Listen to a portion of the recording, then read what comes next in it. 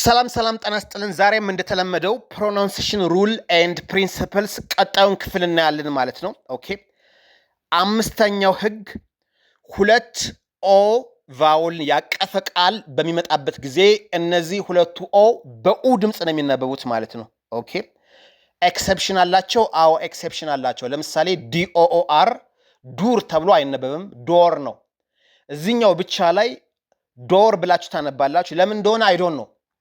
ኦኬ ከዛ ውጭ ግን አንድ ቃል ላይ ደብል ኦ ካለ በኡ ድምፅ ነው የሚነበቡት። ለምሳሌ ቢኦኦኬ አሁን ይሄ በኡ ድምፅ ነው የሚነበበው፣ ቡክ ነው ማለት ነው።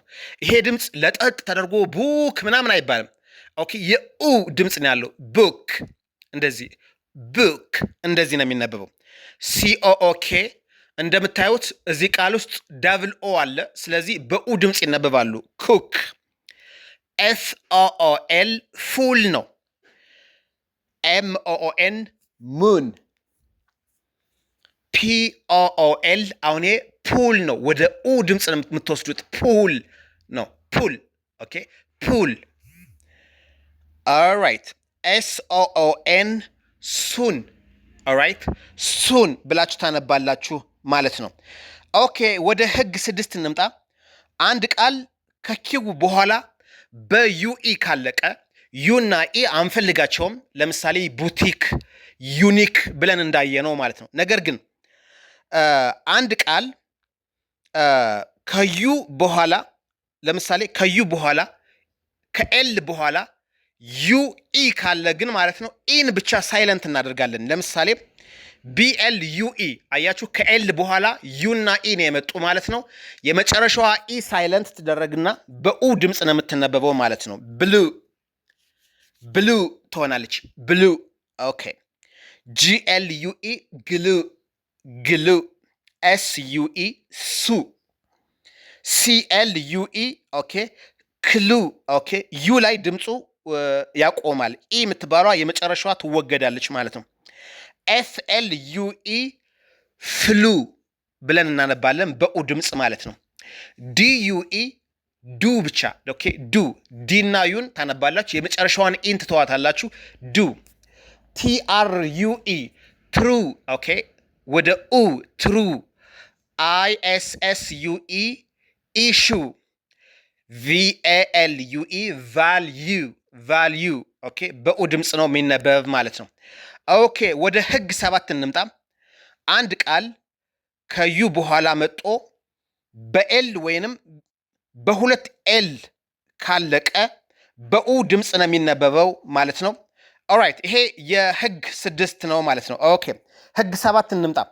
ወደ ህግ 7 ስንመጣ በዩጂኤች የሚያልቁ ፊደሎች ሲገጥሙን ዩጂኤች ሶስቱም አይነበቡም ማለት ነው። ለምሳሌ ቲኤችኦ ዩጂኤች አያችሁ፣ ዩጂኤች አይነበብም። ቲኤችኦ ላይ ድምፁ ይቆማል፣ ዞ ይሆናል ማለት ነው። ኦኬ ዞ። ኦልዞ ለምሳሌ ኤኤል ቲኤችኦ ዩጂኤች ዩጂኤች አይነበብም ማለት ነው። ኦልዞ ብላችሁ ድምፁን ታነባላችሁ ማለት ነው። ኦኬ ዩጂኤች የሚለውን ትተውታላችሁ ማለት ነው። ኢቭን ዞ እነዚህ ላይም እንደዚህ ነው ማለት ነው። ኦኬ ቲኤችኦ ዩጂኤች ብሎ ግን ቲ መጨረሻ ላይ ቢያልቅ ማለት ነው። ኦራይት ዩጂኤች አይነበብም። ቲ የምትባለዋ ግን ትነበባለች ማለት ነው። ኦኬ ቲ የምትባለዋ ትነበባለች ማለት ነው። ለምሳሌ ቲኤችኦ ዩጂኤች ቲ ካለ ዩጂኤች የሚለውን ሳይለንት አድርገን ቲን እናነባለን። ስለዚህ ዞት ነው የሚሆነው። እዚህ ጋር ቲኤችኦ ዩጂኤች ቲ ሲነበብ ዞት ነው። ቲኤችኦ ዩጂኤች ብቻ ቢሆን ግን ዩጂኤች ስለማይነበብ ዞ ብቻ ድምፁ ይቆማል ማለት ነው። ኦኬ ኦኬ ለምሳሌ ኤንአይ ጂኤችቲ ኤንአይ ጂኤችቲ ጂኤች መሀል ላይ አለ አይነበብም። መጨረሻ ላይ ቲ ያለችው ግን ትነበባለች። ናይት ይሆናል ማለት ነው። ጉድ ናይት። ኤልአይ ጂኤችቲ እዚህ ጋር ላይ ጂኤች አለ መሀል ላይ አይነበብም። ቲ ግን ትነበባለች። ላይት። ኤፍአይ ጂኤችቲ የመጨረሻዋ ቲ ትነበባለች። ምክንያቱም መሀል ላይ ጂኤች የሚባለውን ሳይለንት ስለምናደርግ ቲ የምትባለዋ ፊደል ተንጠልጥላ አትቀርም፣ ትነበባለች ማለት ነው። ስለዚህ ፋይት ይሆናል። RIGHT ራይት ይሆናል። MIGHT ማይት ይሆናል። ኦኬ ማይት ትሉና የመጨረሻዋን ቲ ታነባላችሁ። መሀል ላይ ያለውን GH ደግሞ ሳይለንት ታደርጋላችሁ ማለት ነው። ብዙ ጊዜ ግን በስፒድ ስፒኪንግ ጊዜ በአክሰንት የመጨረሻዋ ቲ ብዙ ጊዜ ሲያወሯት አትሰማም።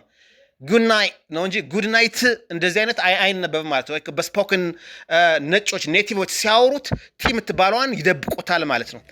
አሁን እያወራን ያለነው ስለ ፕሮናንሴሽን ነው። ኦኬ እዚህ ላይ የመጨረሻዋ ቲ ትነበባለች፣ ምክንያቱም ከሷ በፊት GH የሚባል ሳይለንት የሚደረግ ስላለ ማለት ነው።